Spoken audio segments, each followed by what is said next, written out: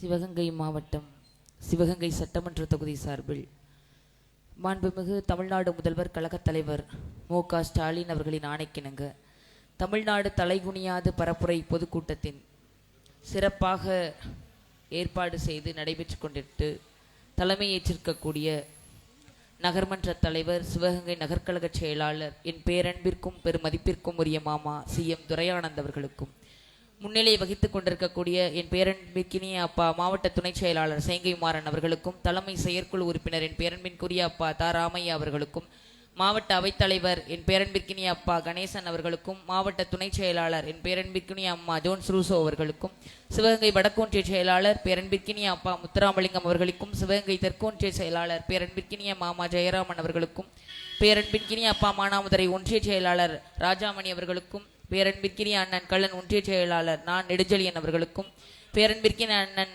காளையார்கோவில் வடக்கொன்றிய செயலாளர் கென்னடி அவர்களுக்கும், பேரன்பிற்கினிய அண்ணன் காளையார்கோவில் தெற்கொன்றிய செயலாளர் கிருஷ்ணகுமார் அவர்களுக்கும், பேரன்பிற்கினிய அண்ணன் காளையார்கோவில் கிழக்கொன்றிய செயலாளர் ஆரோக்கியசாமி அண்ணன் அவர்களுக்கும், பேரன்பிற்கினிய அண்ணன் மந்தக்காளை சிவகங்கை மேற்கொன்றிய செயலாளர் அவர்களுக்கும், பேரன்பிற்கினிய அண்ணன் மானாமதுரை வடக்கொன்றிய செயலாளர் முத்துச்சாமி அவர்களுக்கும், பேரன்பிற்கினிய அப்பா பொதுக்குழு உறுப்பினர் PTR முத்து அவர்களுக்கும், பேரன்பிற்கினிய அண்ணன் AER சுரேஷ்குமார் பொதுக்குழு உறுப்பினர் அவர்களுக்கும், நாட்டரசன் கோட்டை பேரூர் கழக செயலாளர் பேரன்பிற்கினிய அண்ணன் R ஜெயராமன் அவர்களுக்கும், வரவேற்புரை ஆற்றியிருக்கக்கூடிய அண்ணன் கேப்டன் RV சரவணன் மாவட்ட அயலக அணி தலைவர் அவர்களுக்கும், சிறப்புரை ஆற்ற இருக்கக்கூடிய என் பேரன்பிற்கும் பெருமதிப்பிற்கும் உரிய முன்னாள் அமைச்சர் உயர்நிலை செயல் திட்டக்குழு உறுப்பினர் என் அன்பு அப்பா பொன் முத்துராமலிங்கம் அவர்களுக்கும், என் பேரன்பிற்கும் பெருமதிப்பிற்கும் உரிய அப்பா மாண்புமிகு கூட்டுறவுத்துறை அமைச்சர் மாவட்ட கழக செயலாளர் KR பெரியகருப்பன் அவர்களுக்கும், என் அன்பிற்கினிய அப்பா முன்னாள் அமைச்சர் மாநில இலக்கிய அணி புரவலர் மு தென்னவன் அவர்களுக்கும்,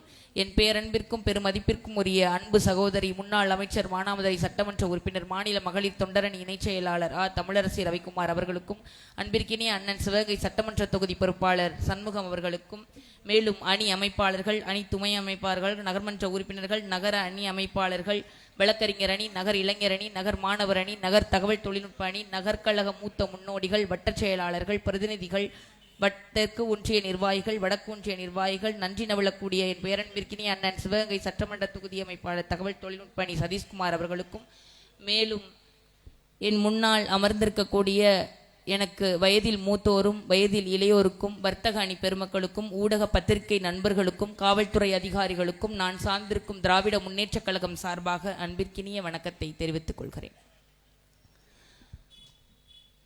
எங்கள் வாழ்வும் எங்கள் வளமும் மங்காத தமிழென்று சங்கே முழங்கு, எங்கள் பகைவர் எங்கோ மறைந்தார், இங்குள்ள தமிழர்கள் ஒன்றாதல் கண்டேன், ஆண்மை சிங்கத்தின் கூட்டம் நாங்கள், சிறியோர்க்கு ஞாபகம் செய் முழங்கு சங்கே முழங்கு, பொங்கு தமிழருக்கு இன்னல் நேர்ந்தால் சங்காரம் நிசமென சங்கே முழங்கு என்று திராவிட முன்னேற்ற கழகத்தின் முதல்வரின் குரலாக உங்கள் முன்னால் சில நிமிடங்கள் சில மணித்துளகளில் நான் பேச. தமிழ்நாடு தலைகுனியாது, எல்லா இடங்களிலும் தொகுதி பரப்புரை கூட்டம். தமிழ்நாடு தலைகுனியாது, ஏன் தமிழ்நாடு தலைகுனியாது என்ற தொகுதி பரப்புரை கூட்டம். நம்முடைய முதல்வர் முத்துவேல் கருணாநிதி ஸ்டாலின் அவர்கள் தமிழ்நாடு என்றும் தலைகுனியாது, தமிழ்நாடு என்றும் தலைகுனியாது என்று திட்டவட்டமாக உரக்க குரலில் குரல் கொடுக்கிறார். ஏன்? தமிழ்நாட்டை தலைகுனிய வைப்பதற்கு என்னவெல்லாம் நெருக்கடிகளை ஒன்றிய அரசு நமக்கு தர வேண்டுமோ, நம் மொழியை, நம் மண்ணை, நம் மானத்தை, நம் கல்வியை, நம் தொழிலை எல்லாவற்றையும் முடக்குவதற்கு ஒட்டுமொத்தமாக நம் தமிழ்நாட்டை தலைகுனிய வைக்க வேண்டும் என்று ஒன்றிய மோடி அரசு கங்கணம் கட்டி கொண்டிருக்கக்கூடிய வேளையில் அண்ணா முழங்கினார் நாடாளுமன்றத்தில். என்ன தெரியுமா? அண்ணா நாடாளுமன்றத்தில் முழங்குகிறார், I am belongs to Dravidian stock, நான் திராவிட இனத்தை சேர்ந்தவன், என்னுடைய முதுகெலும்பு ஒருபோதும் யாருக்காகவும் எவனுக்காகவும் பழையாது, மக்களால் தேர்ந்தெடுக்கப்பட்ட ஒரு தலைவன் மக்களுக்கு உரமாக இருக்க வேண்டும், மக்களால் தேர்ந்தெடுக்கப்பட்ட தலைவன் மக்களுக்கு உரிமையாக இருக்க வேண்டும், எனக்கு மாநில சுயாட்சி வேண்டும் என்று அண்ணா முழங்கினார் அன்று. அந்த அண்ணாவின் வழியில் அயராது எந்நாளும் உழைப்போம் என்று எப்பொழுதும் தமிழ்நாடு மோடியாக இருந்தாலும் சரி, மோடிக்கு அப்பனாக இருந்தாலும் சரி, யாருக்காகவும் என் மக்களும் தமிழ்நாடும் தலைகுனியாது என்று நம்முடைய முதல்வர் முத்துவேல் கருணாநிதி ஸ்டாலின் முழக்கமிடுகிறார். அவர் மட்டும் முழக்கமிடவில்லை. என் அன்பு மக்கள், உங்கள் மனதில் ஒவ்வொரு நாளும் முதல்வர் கூறுவதைப் போல உங்கள் நெஞ்சத்தில் கூறிக்கொண்டே இருக்க வேண்டும், தமிழ்நாடு தலைகுனியாது, தமிழ்நாடு தலைகுனியாது என்று. ஏன் தெரியுமா? ஒன்றிய அரசு நம் பிள்ளைகளினுடைய கல்வியை முடக்க பார்க்கிறது, நம்முடைய தொழிலை முடக்க பார்க்கிறது, நம்முடைய மொழியை அழிக்க பார்க்கிறது. மொழியை அழித்து விட்டால் ஒரு இனத்தையே அழித்து விடலாம் என்பது என் அன்பு மக்கள் உங்களுக்கு தெரியும். ஒரு பிணம் செத்து கிடக்கிறது இந்த இடத்தில், நினைத்து பாருங்கள். அப்பொழுது அதனுடைய முகம் சிதைந்து கிடக்கிறது, அடையாளம் தெரியவில்லை, அடையாளம் தெரியவில்லை.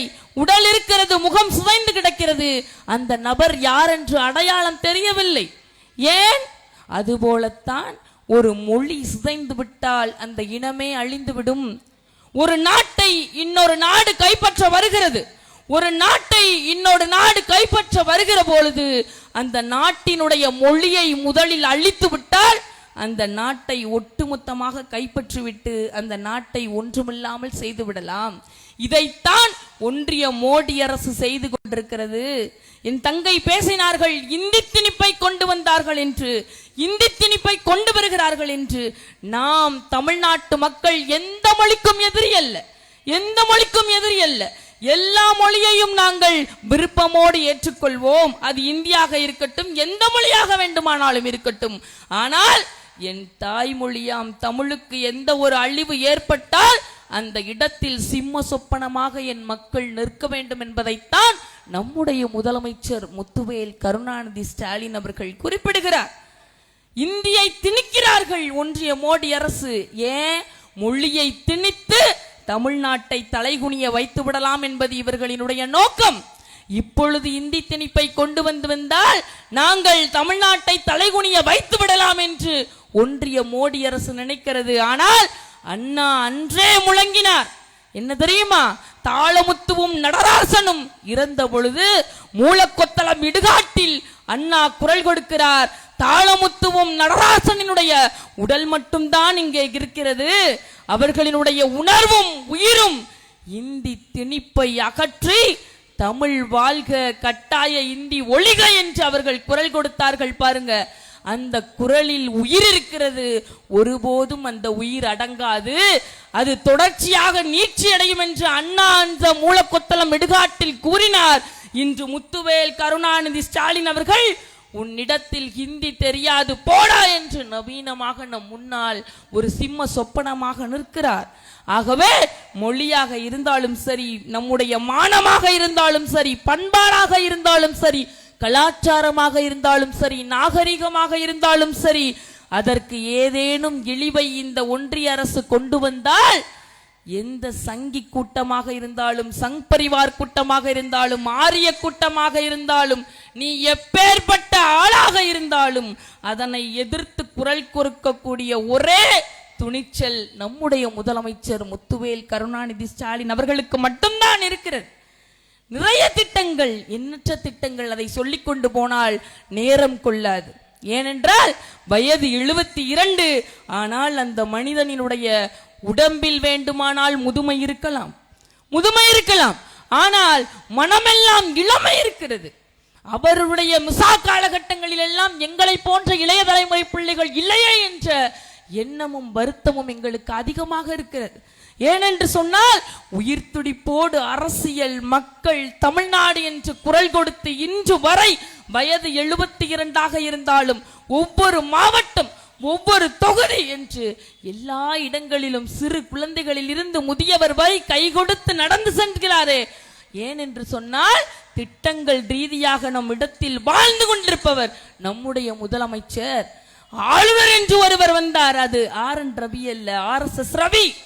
எந்த ஒரு வரைமுறையும் இன்றி தேசிய கீதம் எப்பொழுது பாடப்பட வேண்டும் என்பது கூட தெரியாத ஒரு ஆளுநரை இந்த RSS 3 முறை தடை செய்யப்பட்ட இயக்கம், இதனுடைய கைகூலிகளாக பிஜேபி, இதில் அமித்ஷாவையும் இது போன்ற அவர்களினுடைய கூட்டத்தை எல்லாம் கைகூலியாக வைத்துக் கொண்டு இந்த RSS ரவி இடத்தில் சிம்ம சொப்பனமாக நம்முடைய முதல்வர் சட்டமன்றத்திலேயே இந்த ஆளுநரை புறமுதுகிட்டு ஓட வைத்தார் பாருங்க. அதில் தான் நம்முடைய முதலமைச்சர் என்ற துணிச்சல் இருக்கிறது. இது எடப்பாடி பழனிசாமி வந்து சொல்லிவிட முடியுமா? 4.5 ஆண்டு காலங்கள் நீங்கள் இருந்தீர்களே, என்ன செய்தீர்கள்?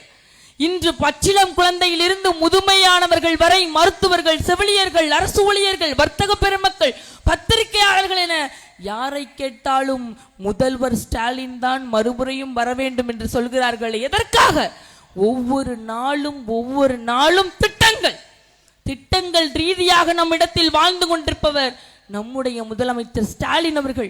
தமிழ்நாடு தலைகுனியாது என்பதை நம்முடைய அண்ணா முழங்கினார். சங்கரலிங்கனார் என்ற ஒரு மனிதன் இருந்தார். என் அன்பு மக்கள், உங்களுக்கு தெரியுமா என்று தெரியவில்லை. 72 நாட்கள் உண்ணாவிரதம் இருந்தார். தமிழ்நாடு என்ற பெயரை வைக்க வேண்டும் என்று கூறி 72 நாட்கள் உண்ணாவிரதம் இருந்து உயிர் நீத்தவர் சங்கரலிங்கனார். அவரை பார்க்க அண்ணா செல்கிறார். அண்ணா செல்லும் பொழுது அண்ணாவிடத்தில் கை கொடுத்து அழுகிறார் சங்கரலிங்கனார். என்ன தெரியுமா? எப்படியாவது தமிழ்நாடு என்ற பெயரை, நம்முடைய தமிழ்நாட்டினுடைய பெருமையை நீங்கள் தான் செய்து முடிக்க வேண்டும் என்று அண்ணாவிடம் கோரிக்கை வைக்கிறார். தமிழ்நாடு என்ற பெயர் யாராலும் எவராலும் அழிக்க முடியாத ஒரு உயிர் சொல்லாக இருக்க வேண்டும்.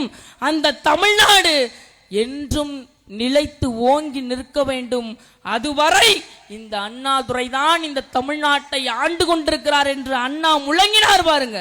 அதனால்தான் அதன் தொடர்ச்சியாக நம்முடைய முதல்வர் முத்துவேல் கருணாநிதி ஸ்டாலின் அவர்கள், என் அன்பு மக்கள், தாய்மார்கள், இவ்வளவு பேர் அமர்ந்திருக்கிறீர்கள். இந்த எதிராக வீரப்பேரரசி வேலுநாச்சியார் அவர்களோடு படைத்தளபதிகள், புயலியாக இருந்தாலும் சரி, இன்னும் எண்ணற்ற படைத்தளபதிகளோடு சிவகங்கை மண்ணை நான் மறுபடியும் மீட்க வேண்டும் என்று கூறி விருப்பாட்சி கோட்டையில் 8 வருடம் பயிற்சி பெற்று, குதிரைப்படை, கால்படை என்ற அனைத்தையும் பயிற்சி பெற்று மறுபடியும் வந்து ஒரு பெண்ணாக இருந்து எப்படி சிவகங்கையை மீட்ட பெருமை இந்த மண்ணினுடைய வீரமங்கை வேலுநாச்சிக்கு இருந்ததோ, அதே போல நம்முடைய முதலமைச்சர் முத்துவேல் கருணாநிதி ஸ்டாலின் தான் மறுபடியும் 2026 ஆட்சி அமைக்க வேண்டும் என்று 80% பெண்கள், பெண் சிங்கங்கள், 80% பேர் நம்முடைய முதல்வர் முத்துவேல் கருணாநிதி ஸ்டாலின் தான் மறுபடியும் ஆட்சி கட்டலில் அமர வேண்டும் என்று கருத்து கணிப்பு சொல்லி இருக்கிறது. அதனால்தான் ஒவ்வொரு திட்டத்திலும் யாரை கேட்டு வேணாலும் சொல்கிறார்கள். முதியவரை கேட்டால் என் பிள்ளை ஸ்டாலின் என்கிறார்கள்.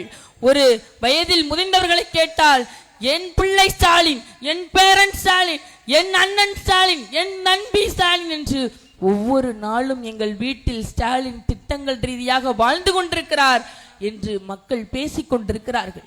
எத்தனை திட்டங்கள் அடுக்கிக் கொண்டு போகலாம். காலை உணவு திட்டம், விடியல் பயண பேருந்து திட்டம், புதுமை பெண் திட்டம், தமிழ் புதல்வன் திட்டம், என்னுடைய வயதானவர்கள் ரேஷன் கடைக்கு சென்று ரேஷன் பொருட்களை வாங்க வேண்டாம் என்று கூறி வீட்டிற்கே உங்கள் ரேஷன் பொருட்கள் வரும் என்று கூறி தாயுமானவர் திட்டம், இன்னுயிர் காப்போம் 48 திட்டம், இல்லம் தேடி கல்வி, மக்களை தேடி மருத்துவம், இன்னும் சொல்லிக் கொண்டே போகலாம். ஒரே ஒரு திட்டத்தை மட்டும் உங்களிடத்தில் விரிவாக பேச வேண்டும் என்று நினைக்கிறேன். என் அன்பு மக்கள், முதல்வரை பற்றி நீங்கள் தெரிந்து கொள்ள வேண்டும். இப்படி ஒரு மனிதரா ஒன்றிய அரசு ஆட்டம் கண்டு போயிருக்கிறது. எப்படி இந்த மனிதனால் பெண்களுக்கு 1000 ரூபாய் மாதம் மாதம் கொடுக்க முடிகிறது? இவர்கள் ஆட்சியில் இருக்கக்கூடிய மாநிலங்களில் போய் பேசுகிறார்கள். என்ன தெரியுமா? நாங்களும் தமிழ்நாடை போல் நம்மளுடைய மாநிலத்தையும் கொண்டு வந்து விடுவோம் என்று சொல்லி நம்முடைய முதல்வர், நம்முடைய முதலமைச்சர் தமிழ்நாட்டை எல்லா இதிலும், கல்வியிலும், தொழிலிலும், தொழில் முனைவோர், தொழில் உற்பத்தி என்று எல்லாவற்றிலும் நாம் மேலோங்கி இருக்கிறோம். அதை சொல்லி இவர்கள் நம்மை பெருமைப்படுத்தி கொண்டிருக்கக்கூடிய வேளையில் அன்புக்கரங்கள்னு ஒரு திட்டம், அதை நம்முடைய முதல்வர் தொடங்கி வைக்கிறார். அப்போ ஒரு பிள்ளை பேசுகிறது. அதன் பெயர் திவ்யா. அந்த பிள்ளை என்ன பேசுகிறது தெரியுமா? அது 4 மாத குழந்தையாக இருக்கும் பொழுது தன்னுடைய அம்மாவையும் அப்பாவையும் சாலை விபத்தில் இழந்து விட்டது. சாலை விபத்தில் அம்மாவும் இறந்து போய்விட்டார்கள், அப்பாவும் இறந்து போயிட்டாங்க. 4 மாத குழந்தை தான். தன்னுடைய பாட்டி வளர்க்கிறார்கள் வீட்டு வேலை செய்து. அந்த பிள்ளைக்கு இன்னொரு கனவு இருக்கிறது, ஓவியராக வேண்டும் என்று. ஆனால் தன்னுடைய பாட்டி வேலை செய்து, வேறு வீட்டுகளில் வேலை செய்து அதை படிக்க வைப்பதற்கே சரியாக இருக்கக்கூடிய நேரங்களில் அந்த ஓவிய உபகரணங்களை வாங்கி கொடுப்பதற்கு அந்த பாட்டியினுடைய வருமானம் போதவில்லை. அந்த பிள்ளையும் கேட்க நினைக்கவில்லை. அதை உணர்ந்த நம்முடைய முதலமைச்சர் ஸ்டாலின் அவர்கள் அந்த பிள்ளைக்கு அன்பு கரங்கள் என்ற திட்டத்தின் மூலமாக மாதம் மாதம் 2000 ரூபாயை என் பிள்ளைக்கு நான் தருகிறேன். அது கல்லூரிக்கு செல்லும் பொழுது அது விரும்பிய பாடத்தை தேர்வு செய்வதும் என்னுடைய கடமை என்று கூறி ஒரு முதல்வர் நினைக்கிறார் என்று சொன்னால் இது வாக்குக்காகவா? அந்த குழந்தை வாக்கு செலுத்த போகிறதா இப்பொழுது? இல்லை. அப்ப எப்படி ஒரு மனிதநேயம் என்பதை நம்முடைய முதலமைச்சரிடத்தில் இருக்கிறது என்பதை என் அன்பு மக்கள், வர்த்தக பெருமக்கள் நினைத்து பார்க்க வேண்டும். எடப்பாடி பழனிசாமி அமித்ஷாவை சந்திக்கிறார். எதற்காக சந்திக்கிறார்? ஒன்றிய அரசு நிலுவையில் இருக்கக்கூடிய நிதியை தர சொல்லி கேட்க போகிறாரா? இல்லை, வெள்ள நிவாரண பேரிடர் காலத்தில் இருக்கக்கூடிய நிதியை திரட்டுவதற்காக அமித்ஷாவை பார்க்க போகிறாரா?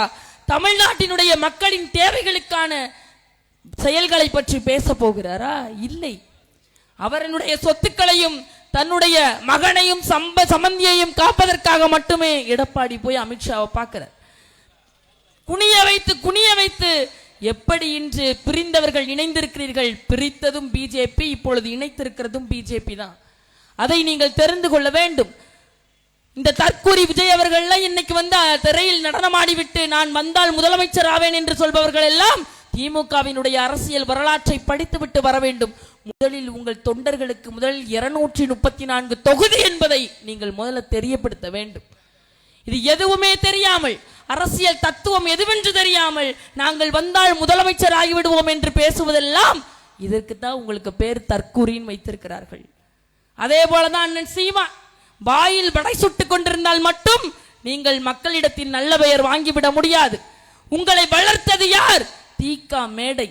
தீகா மேடைகளில் அவர்கள் போட்ட சோறால் இந்த வளர்ந்த உடம்பை வைத்துக் கொண்டு வாயில் பேசிக் கொண்டிருக்கிறீர்களே, இந்த பிராமண கும்பல்களிடம் சிக்கிக்கொண்டு மேடையில் நின்று யாரை பேசுகிறீர்கள்? யாரை பேசுகிறீர்கள்?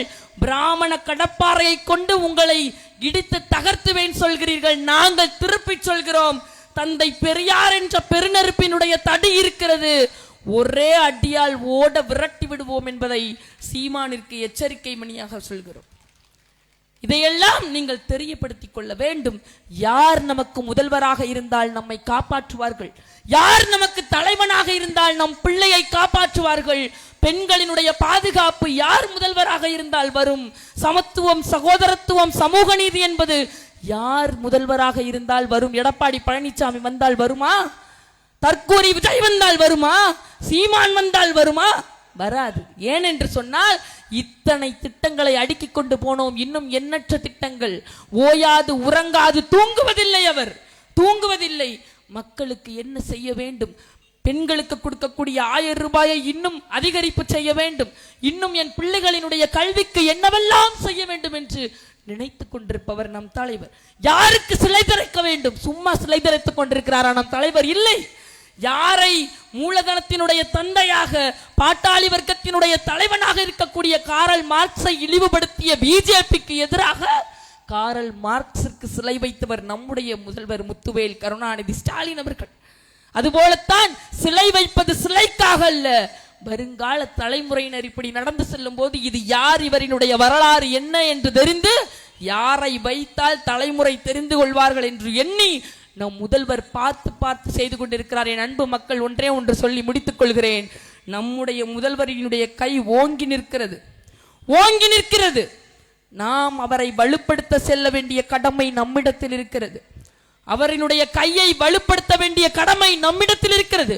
உங்கள் கண்ணின் முன்னால் நாம் மாநில சுயாட்சியை நசுக்குகிற, நமக்கு நிதியை தர மறுக்கிற, நீட் தேர்வை ரத்து செய்ய மறுக்கிற, அனிதா தொடங்கி எண்ணற்ற பிள்ளைகளினுடைய சாவுக்கு காரணமாக இருந்த, இன்னும் எண்ணற்ற வகையில் நம் மண், மொழி, மானம் அனைத்தையும் அடக்க நினைத்து நம் தமிழ்நாட்டை தலைகுனிய வைக்க துடித்துக் கொண்டிருக்கக்கூடிய இந்த காவி கும்பல்களுக்கு சிம்ம சொப்பனமாக முத்துவேல் கருணாநிதி ஸ்டாலின் அவர்களினுடைய கரத்தை என் அன்பு மக்கள் ஒருபோதும் கைவிட மாட்டீர்கள் என்று கூறிக்கொள்கிறேன். எல்லா மேடைகளிலும் நான் இதை முழங்குவது உண்டு. எப்படி ரஷ்ய புரட்சியாளர் ஜோசப் ஸ்டாலினுக்கு ஒரு எதிரியாக சர்வாதிகார ஹிட்லர் இருந்து அவரை வீழ்த்துவதற்கு ஜோசப் ஸ்டாலின் வியூகத்தை வகுத்தாரோ, அதுபோல இவற்றையெல்லாம், இந்த நாசகர திட்டத்தை எல்லாம் நினைக்க வைத்து என் தமிழ்நாட்டை தலைகுனிய வைக்கலாம் என்று இந்த ஒன்றிய மோடி அரசு, அதற்கு துணை போகக்கூடிய இந்த எடப்பாடி பழனிசாமியினுடைய கும்பல்கள், இவர்களுக்கெல்லாம் எப்படி சர்வாதிகார ஹிட்லருக்கு எங்களுடைய ரஷ்ய புரட்சியாளர் ஜோசப் ஸ்டாலின் சிம்ம சொப்பனமாக இருந்தாரோ, அதே போல இந்த ஒன்றிய அரசிற்கு, இந்த அடிமை எடப்பாடி பழனிசாமிக்கு, தற்கூரி விஜய்க்கு, வாயில் படைசுடும் சீமானிற்கு சிம்ம சொப்பனமாக சர்வாதிகார ஹிட்லரின் எதிரி ஜோசப் ஸ்டாலினுடைய வியூகம் எப்படி இருந்ததோ, அதே போல நம்முடைய முதலமைச்சர் முத்துவேல் கருணாநிதி ஸ்டாலினுடைய வியூகம் சிம்ம சொப்பனமாக தழைத்து ஓங்கும் என்று கூறி, என் அன்பு மக்கள், கருப்பு சிவப்பு கொடியை தூக்குவதில் பெருமிதம் அடைய வேண்டும். நாம் கர்வம் கொள்ள வேண்டும். ஜாதிய ஏற்ற தாழ்வுகளை அகற்ற தந்தை பெரியார் பிடித்த நிறம் கருப்பு.